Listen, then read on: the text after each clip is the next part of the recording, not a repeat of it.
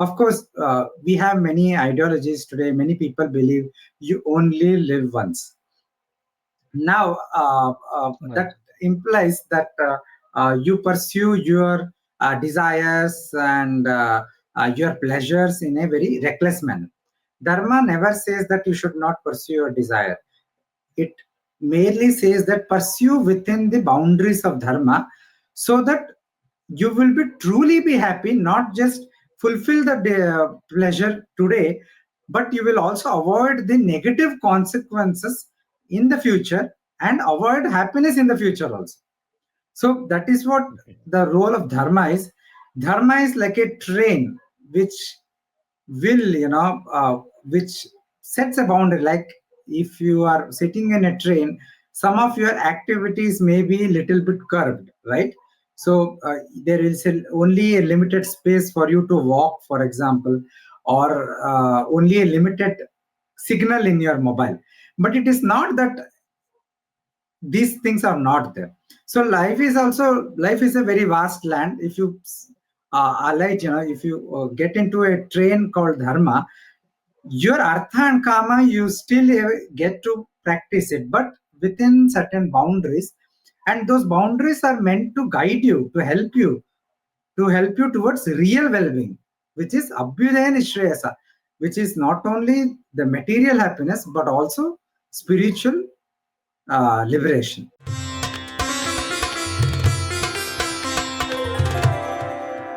And we are very much fortunate enough that we all will be hearing from you. And today's topic will be around his latest book, Chatush Shloki Manusmriti. Now, I know whenever you hear the word Manusmriti, whatever or what else comes to your mind, but be patient and please try to listen what is Nitin Sir will be delivering today. Platform is all yours. Thank you, Ravi, for the warm welcome. I'm very happy to be here, and I have been following your work, and you're doing wonderful work with many books on Indian knowledge systems. So I'm very happy to share my thoughts today. So the first question is, why should Manusmriti not to be read as a rigid law book like Britishers told us, but as a guide to Dharma? Uh, Excellent question, Ravi.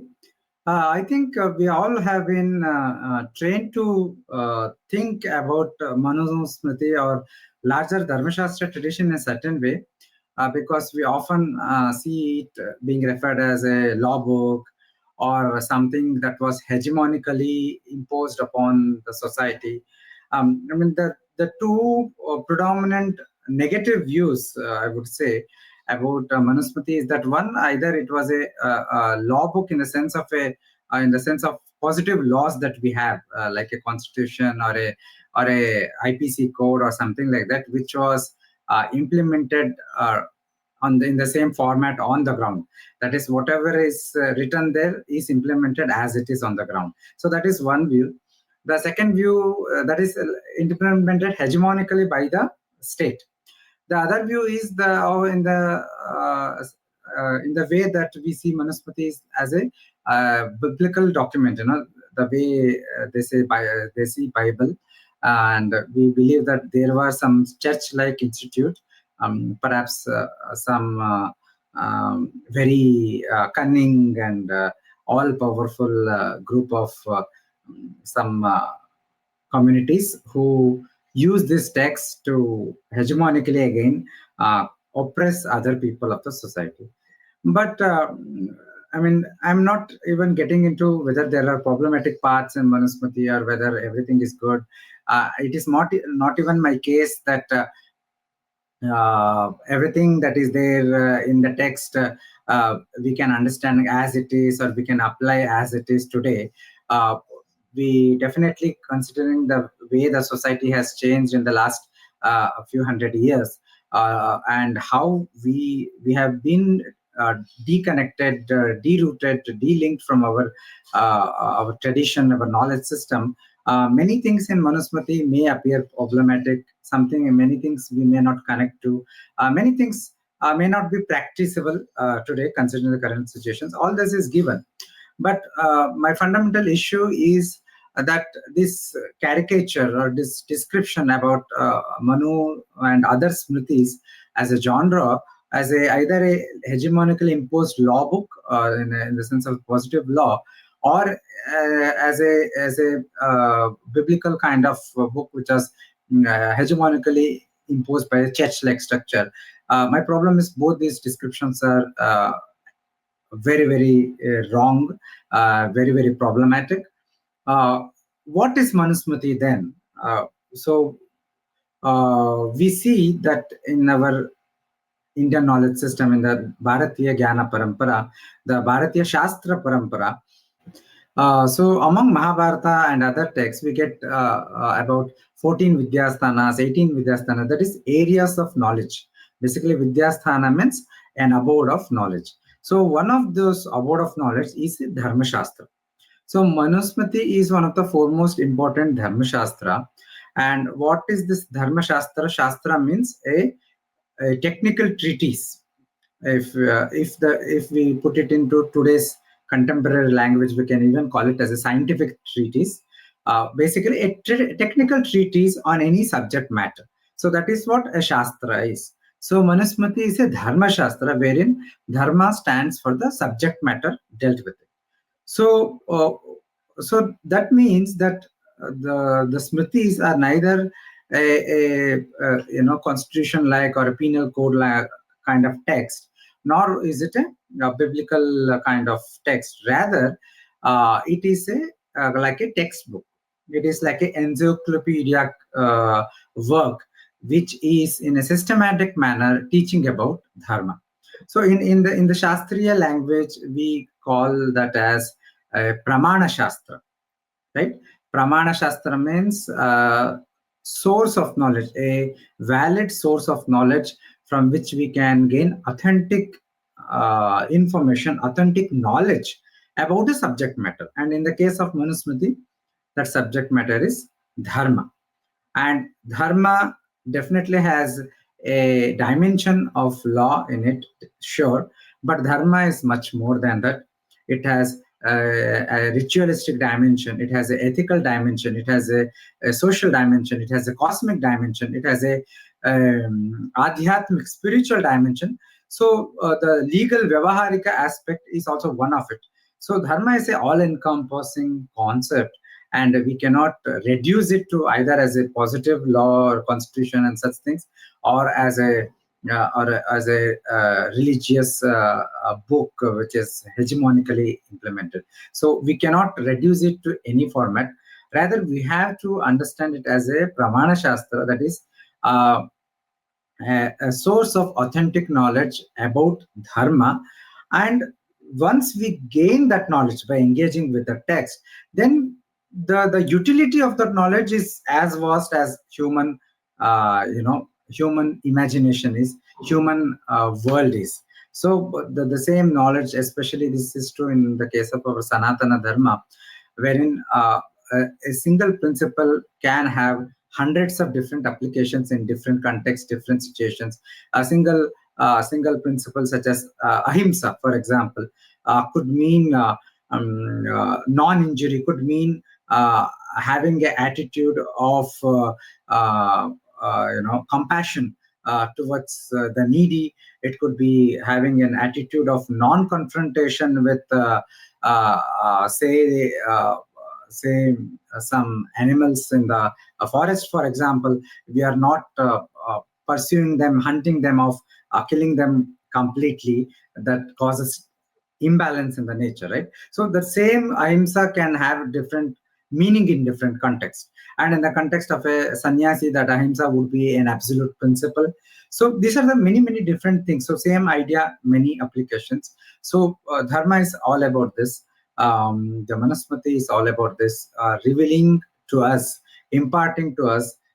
These Smriti texts have been composed by great rishis. They are all Ashaya Granthas. Great rishis, based on their understanding of Veda, based on their deep reflection upon the Vedic knowledge, they have given us these manuals called Smritis for our benefit, for helping us at individual level, at a social level, at the cosmic level. The title of your book is not simply Manusmriti, but Chatuh Shloki Manusmriti. What is the meaning of? Okay, thank you. So this often I get this question because everybody think why four verses, or is there any meaning to read this book because it deals with only four verses? So now Manusmriti has a lot of verses. It has more than 2,650 plus verses. So it's a huge text.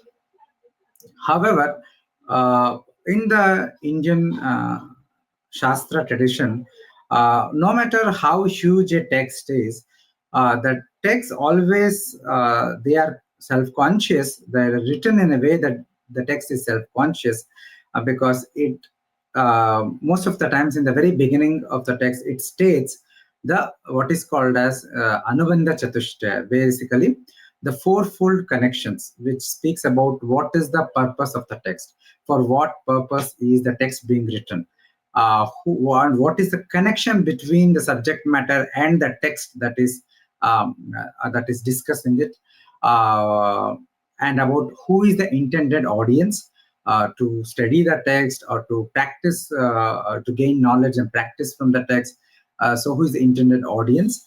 And about the what is the phala, what is the utility, what is the end result, why should one take up this whole endeavor to study a text? So all this information are called as Anubandha Chatushtaya, the fourfold connections, and they are mentioned mostly at the beginning of the text. So in the first four verses of Manusmriti, likewise, it deals with this Anubandha Chatushtaya. It also, in a sense, gives a concise view of the overall subject matter, or the framework it uses to analyze, the framework it uses to create a model of the world, to analyze the world, to analyze human actions, to give guidance to human actions. So all of that in a very brief format, it mentions in the very first four verses. And the beauty of these four verses is that it is in a narrative format.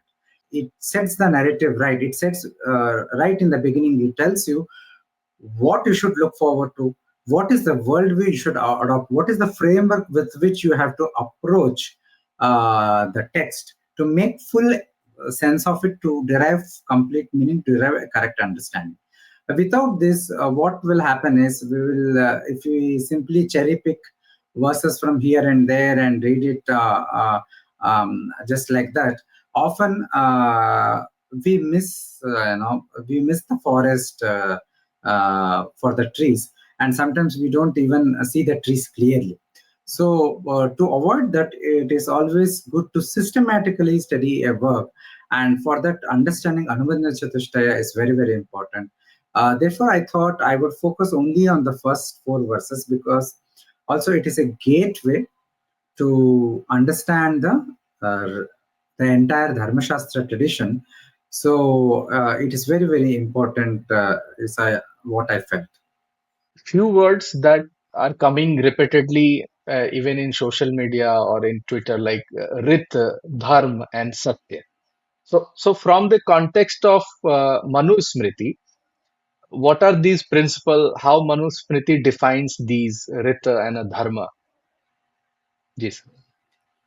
So, a very interesting question. Uh, Generally, we see Rita is used in a cosmic context, in the sense of a rhythm, in the sense of order, harmony, at a cosmological level. And the same rhythm, when it manifests in the human thought and in human speech, it becomes Satya. And when it is implemented on the ground through action, it becomes Dharma. So, Rita, Satya, and Dharma are three facets of the same principle of order, well being, and duty. So these are all English terms that again tries to capture different dimensions. Very difficult to translate any of them with a single word. As far as Manusmriti is concerned, it is focused specifically on human actions. So it may be kaya, vacha, manasa, right? Actions through the physical body, the physical actions, the mental thoughts, or even the action of speech.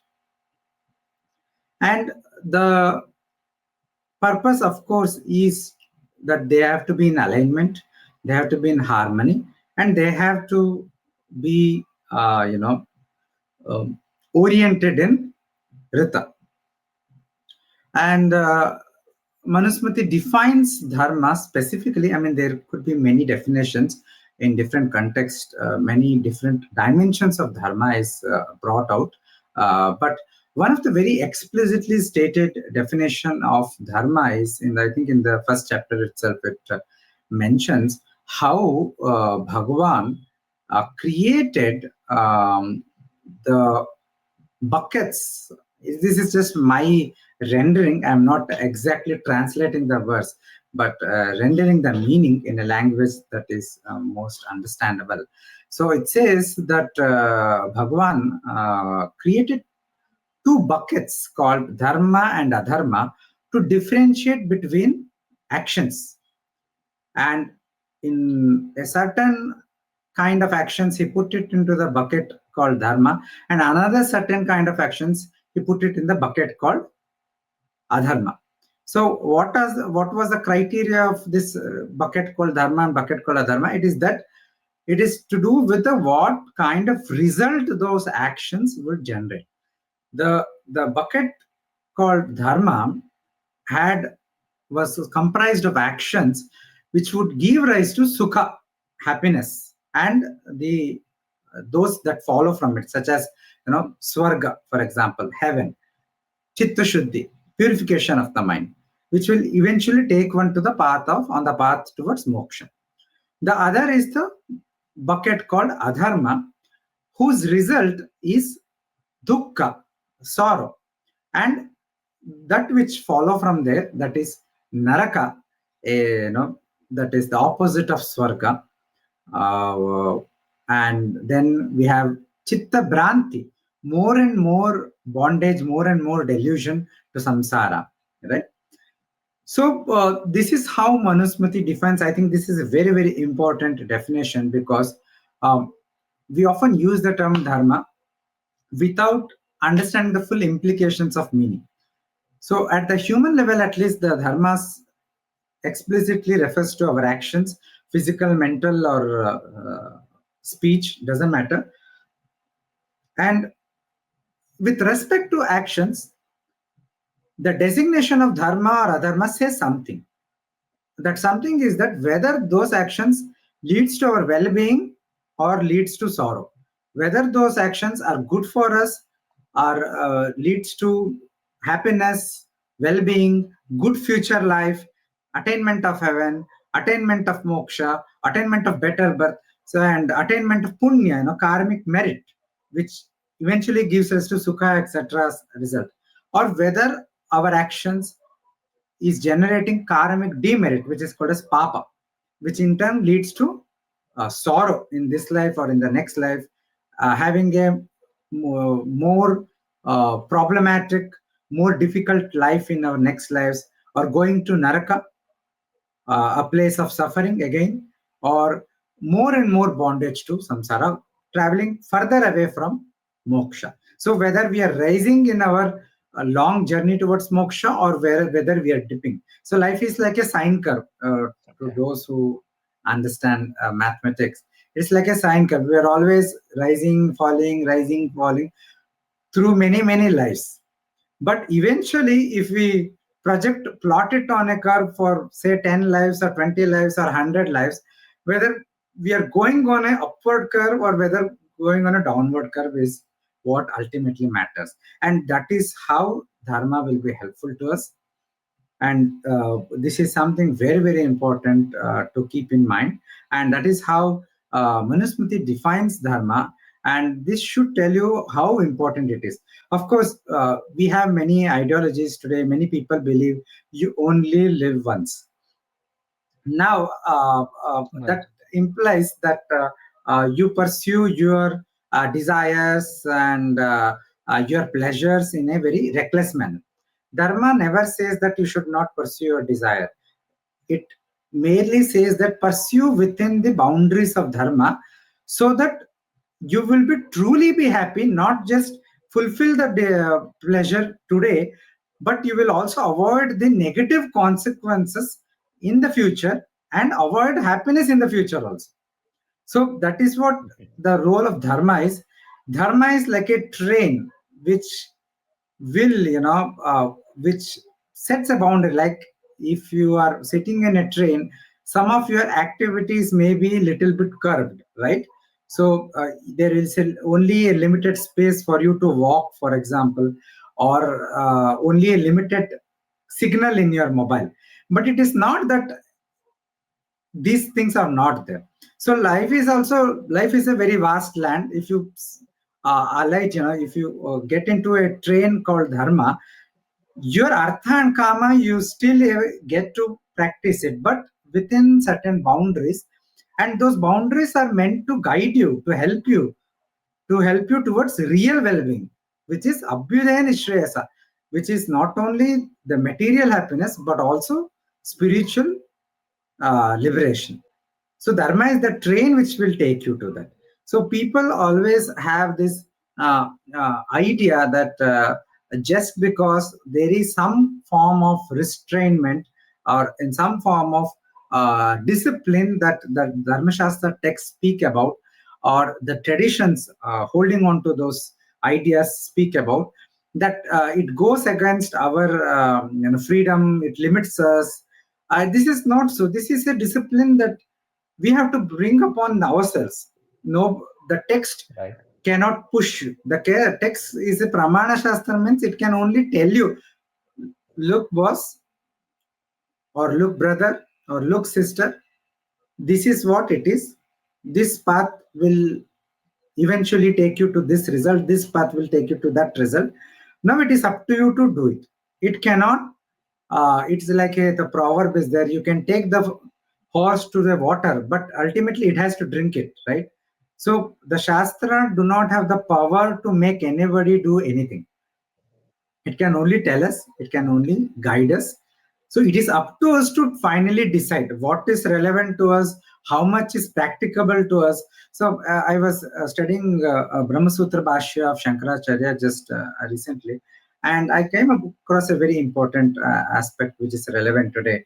Bhagavan Bhashyakara says that the question of adhikara, or that is competence, the adhikara is not in a Hindi term I'm using. I'm using it in the sense of a Samskrita technical term, wherein it means competency or eligibility or capability to do something. So he says about this adhikara is determined upon two things, one of which is capability. So if you something may be applicable to you, but if you do not have the capacity to do it at that moment, then you are unable to do it. So you have to see, you have to first understand what is relevant to you, what is applicable to you, what is that. That is why Bhagavan says in Gita, swadharma nidanam shreya, right? So you have to determine based on your conditions, based on what the Shastra is saying, what is your sadharma, and then you can determine how much you're able to do that swadharma based on your capability, your conditions, whatever limitations the life places on you. And that is again Krishna says that alpameva, even if you do dharma even with a little, it will free you from great fear. So this is the principle as far as dharma is concerned, and this idea is reflected even in the Smriti Shastras, that what I quoted from Gita, etc. The essence of all this Shastra is same. There are, though it may appear that different rishis have given different guidelines in different situations, there are definitely different schools of thoughts, but the essential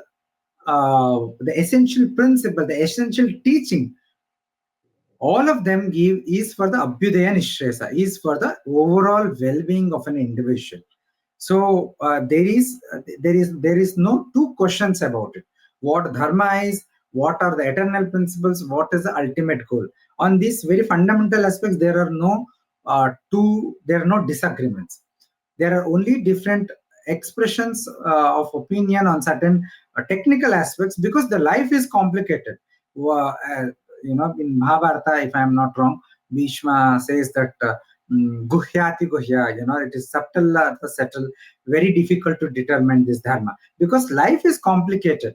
It is only Bhagavan, Ishvara, is omniscient. He knows everything correctly. What is exactly dharma? Just like in Mahabharata, only Krishna knew what exactly is dharma. So, but we have to Right. use strategies to arrive at what we feel, what we can understand, and on a more sure footing as dharma is for our situation. That is why all this Vedas, Smritis, Itihasa, Puranas, and our own inner conscience, the inner conscience, our own Atma Sakshi, all of them play a role in determining the dharma for it is in a situation for us. So these are the strategies that we use. And actually, a few days back, I was discussing with some people, like it was Plato who said, like the human mind can conceive the best thing, and it is even superior to the actual reality. Means the idea is supreme, but from the point of context of dharma, we are just the observer, we are the karta, and we have to imitate the rita part. Like we have to observe things that are going, and we have to follow the path of Mahapurusha only. We can't define right or wrong, do's and don'ts. Like we actually mix sadachar and dharma, and we put them in a single bucket, right? And so you beautifully defined, like dharma is so much dynamic that it depends on context, it depends on many factors. So you literally, it is also called in Mahabharata tarko apratishta, means you can't define uh, with logic what dharma is. So now, sir, my next question would be like, how have the selective readings and political agendas misused or misrepresented the message of Manusmriti? And actually, many people want to listen the answer of this particular question, because they don't know Manusmriti as a Dharma Shastra, but as a book that is burned, means many much more times than even read by the people. Uh, very politically loaded question, I would say.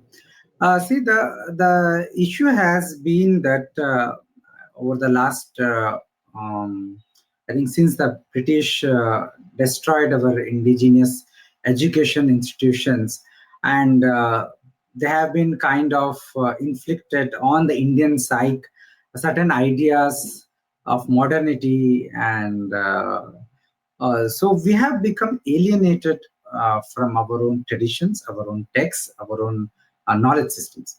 Now, in a pre-colonial era, for example, Manu and other texts, as I said, they are technical treatises. They were not meant for, say, public consumption. They were studied by scholars, vidwans, kings, and other jurists and others. And however, that does not mean the knowledge contained in them are only for certain set of people. No, the knowledge contained in them is universal. But the way those knowledge was communicated to the common man was not through studying Manusmriti, because studying it in a proper way takes years of effort. You have the traditional format, you have to stay with the guru, just like you study the Vedas with the guru, you also study these texts with the guru. So not everybody can do that, right? And everybody is not even needed to do it. Right? Everybody has a family to take care, a lot of different responsibilities, different ambitions, different desires. But dharma is something relevant to everybody. So then, how does this the knowledge of dharma, which are systematically expounded in texts such as Shruti and Smriti, then they become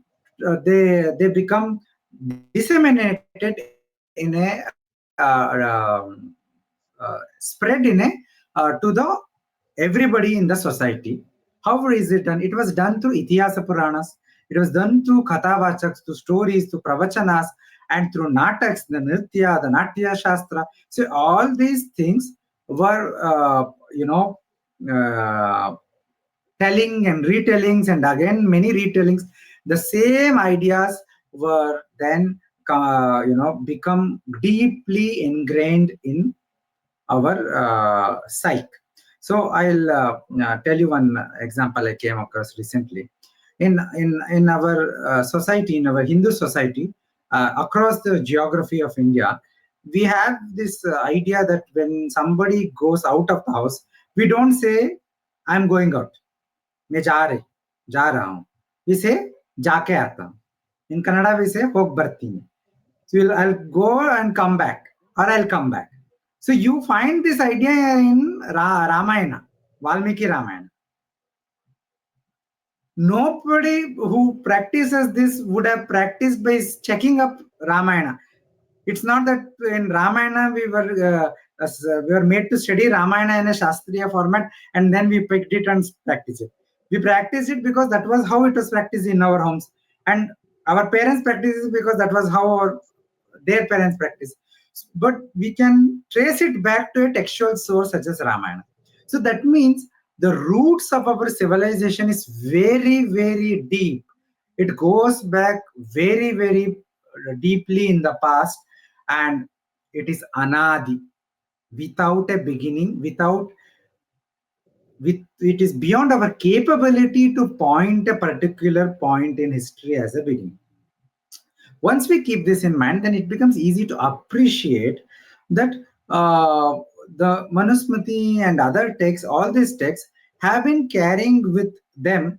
There is an eternal layer of teaching, which is Anadi, Ananta, and at different points of time, texts have been created in Dharma Shastra tradition, in other traditions, wherein these eternal teachings have been churned, have been rethought, have been contextualized to address the contemporary realities. So the historians, for example, speak about Manusmriti as being written during the Gupta time or something like that, 2nd century BC, 2nd century AD, and all other Smritis were written then. So this was a new development. This was a before that, our society was egalitarian in the sense that we understand, egalitarianism, equality, and all this enlightenment values. The same thing was there. But if you study what the textual tradition itself is saying, you will see that the current text which is available is only the extant text available to us. But the tradition goes very, very far. The current text is the Narada Smriti, for example, says that the original work given by Swayambhava Manu on Dharma had 100,000 verses. And later it was redacted, and after fourth redaction, this current extant work is there.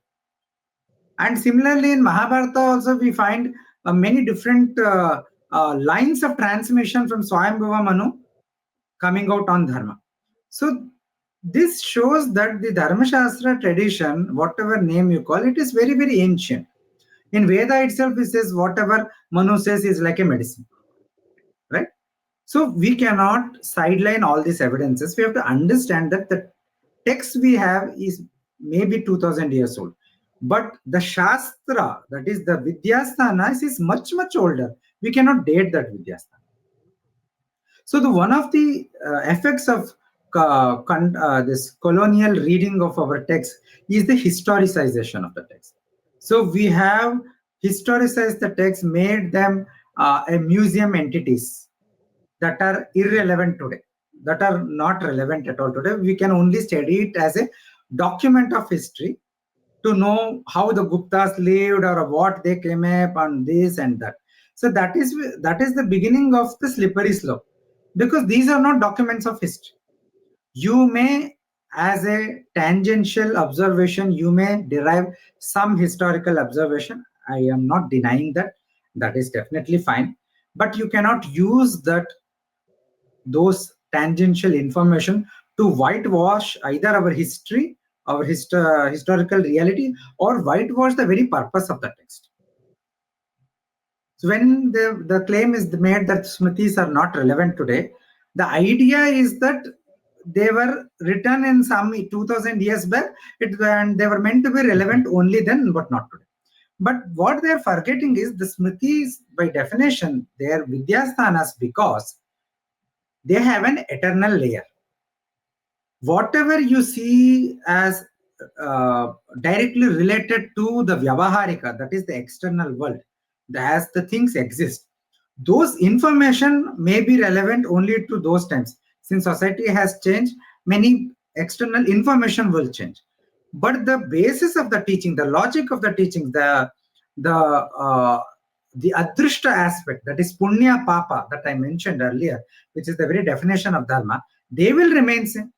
It is not that Satya was Dharma only when Rama lived, and today somehow speaking falsehood has become Dharma.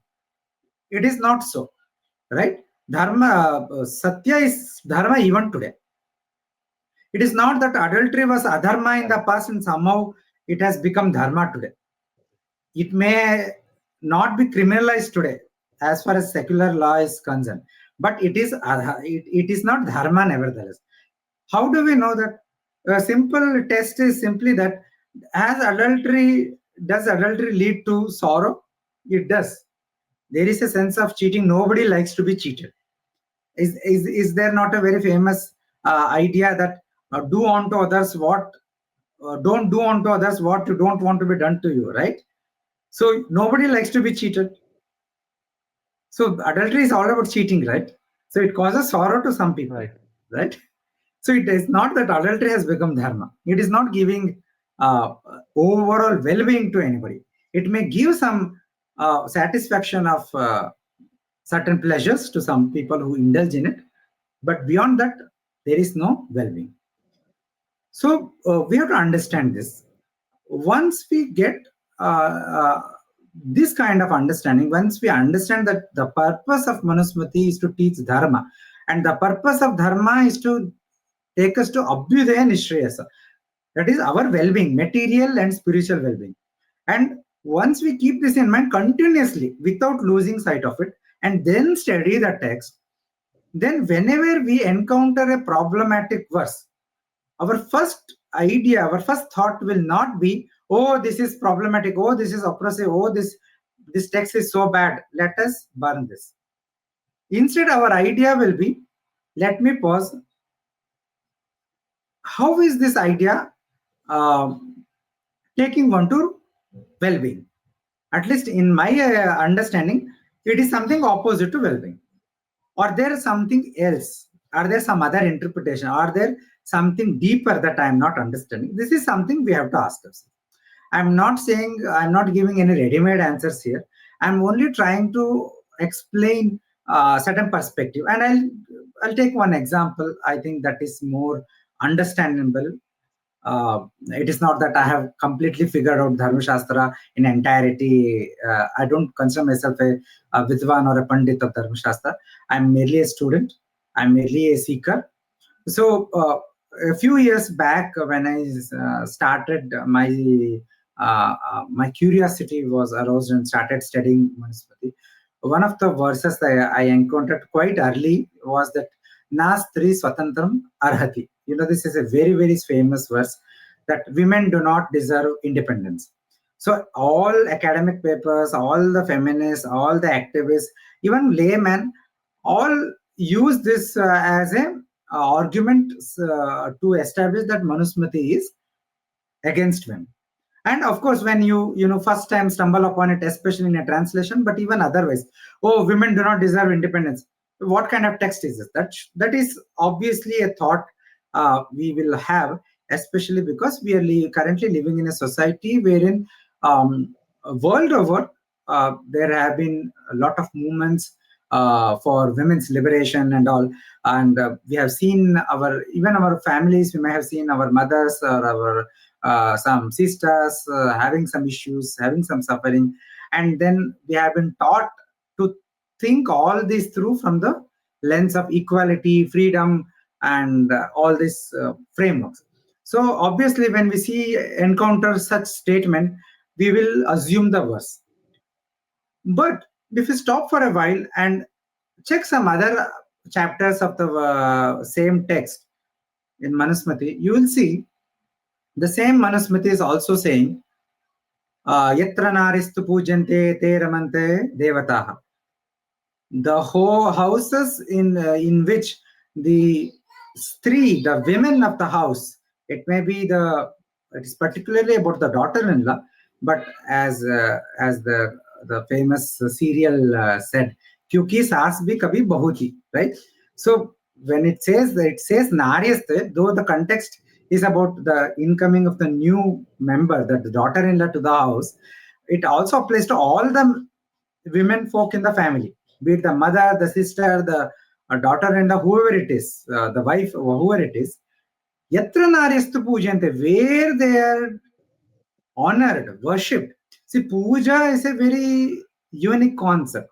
It is not just respect, it is respect, but it is also something more. Pujyante means it is something who is worshipped. That worship need not be a Shadopachara Puja, Panchopachara Puja, or Shodashopachara Puja. But here worship is that bhava has to be there. Yatra naryastu pujante teramante devata.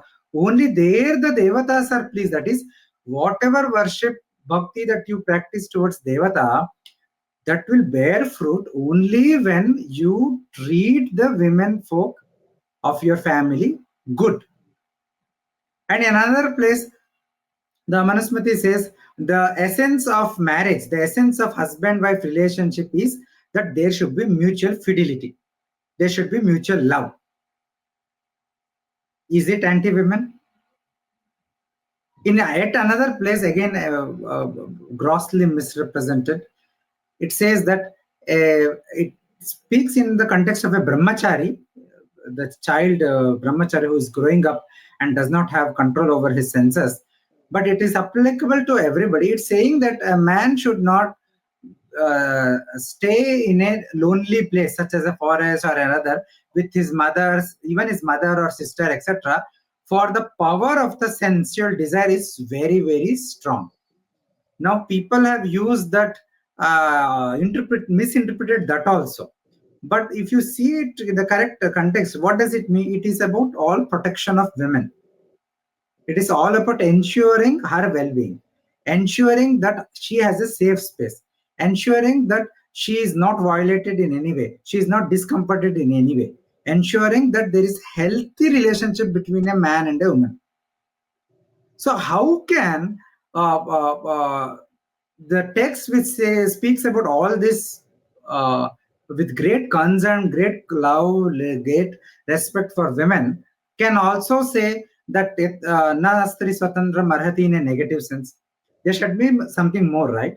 The modern scholarship says that, oh, so this is evidence of contradiction within Manusmriti. But is it really evidence of contradiction? Is there something more? So when you study the context, then you will realize that there is indeed something more. So what is the first half of the verse? Pitatu rakshati kaumari. The verse is addressed to the men folk again, not to the women at all.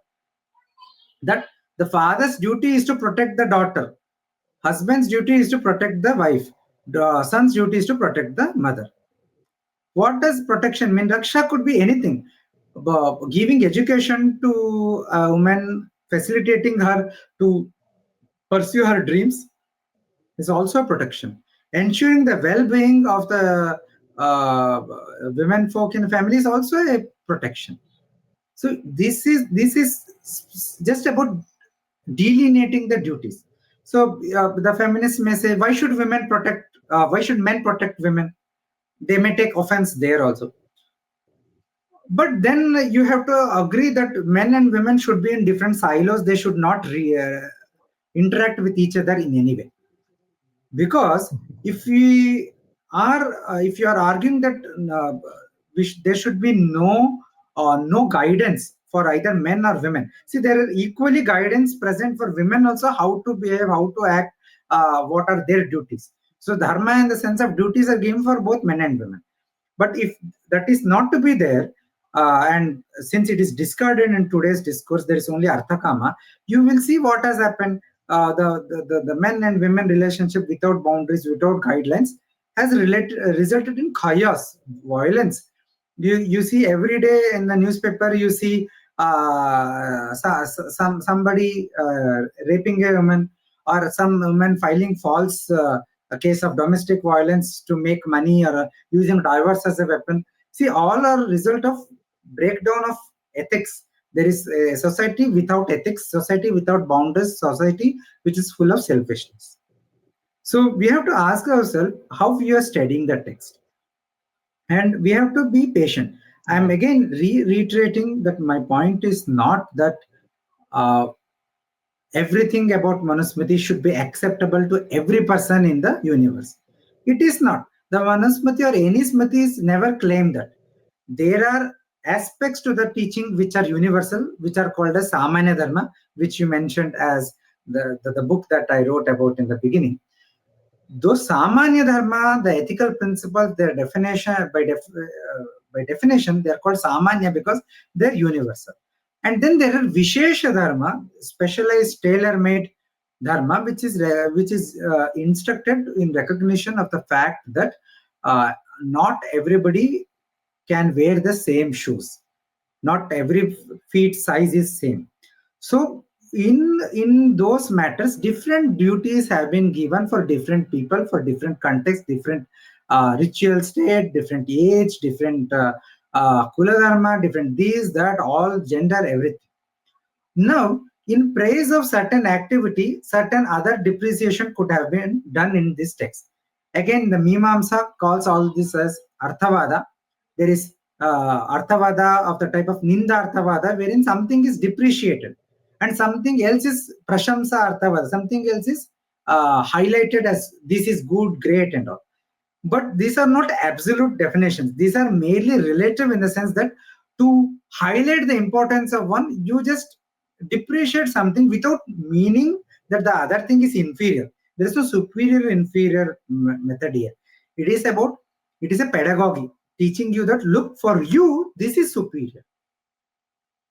That doesn't mean the other thing is absolutely inferior. It's not like for you this is superior. Like for example, for a I'm trying to think of a non-controversial simple example which can be made sense of. For example, uh, in some context it could be said that vegetarianism is superior and meat eating should be avoided, especially in some Vaishnava sampradayas, etc. The path is such that ritualistically that you have to adopt a vegetarian way of life, and that is okay. But does it mean that the meat eating is inferior or problematic as a whole? We have also certain Shakta path, etc., wherein there is a practice of offering mamsa, etc., there to the Bhagavati in temples and etc., and then consuming that as prasad. In that context, that is correct. They also, in that context, they will say that this is not correct. I will give you a better example. In general practice, during menstruation periods, that the term uses ashaucha, the ritual impurity. They say, and that means you're not to practice any spiritual japa, etc., during that time, not to go to temple and all, because yeah, you're in a heightened condition of rajas, which makes you it's ineligible to practice this sadhana and such things, and it could be harmful to you if you practice. But there is a reverse practice among the Baul tradition, wherein the periods are considered as Mahavrata, and they indulge in sexual form of sadhana during periods, and they consider that as a shaucha. In that context, that is correct, but in the rest of the context, what is normally understood is correct. So this is the multidimensional nature of our Sanatana Dharma. So understanding this, when you study the text, you will see that at one place in the first chapter it says Brahmana is the true, all the land, all the universe, all the bhumi belongs to Brahmana. He's the true owner. He can take that land from anywhere and anybody and everybody for the sake of it. Now this has been again used as something, as a verse evidence to show that Brahmins are superior and all.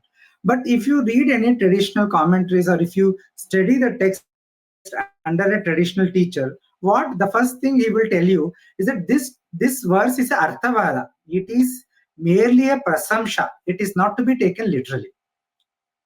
It is a prasamsha that for when the audience is the Brahmana student, for him it is prasamsha. Look, you do this study because, and you do your swadharma. The Brahmana swadharma is most strictest. There is a verse in the same Manusmriti, if I remember correctly, it says, a Brahmana's life is not for pleasure; it is for austerity. So you have to put all your mind to suffering, because austerity is all about suffering, right? You have to put effort, you have to take pains. So for him, to encourage him, such a arthavada is there. You see, we have to understand the function of this arthavada. In some conditions, so the main political argument, that was your question, is that it is anti-women, it is anti-shudras, anti-other castes and all these things. I am not saying that when you read the text in the first instance, they will appear to be like that.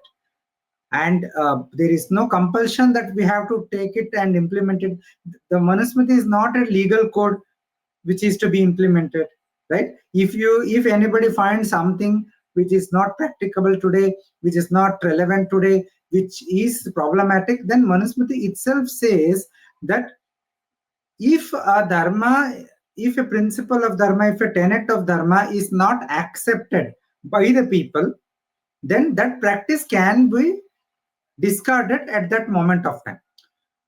That does Right. not make that practice itself wrong, but it makes it something which is not accepted by people, so that in that situations, social condition, that is not dharma for that people. To put it is not that it is not a definition that the practice becomes adharmic, but it is no longer a dharma for that group of people. And neither discarding it, taking objection to even taking its name, or calling somebody as casteist or this or that, simply because they are trying to engage with this text which is open heart and open mind. These approaches are negative. They are not in the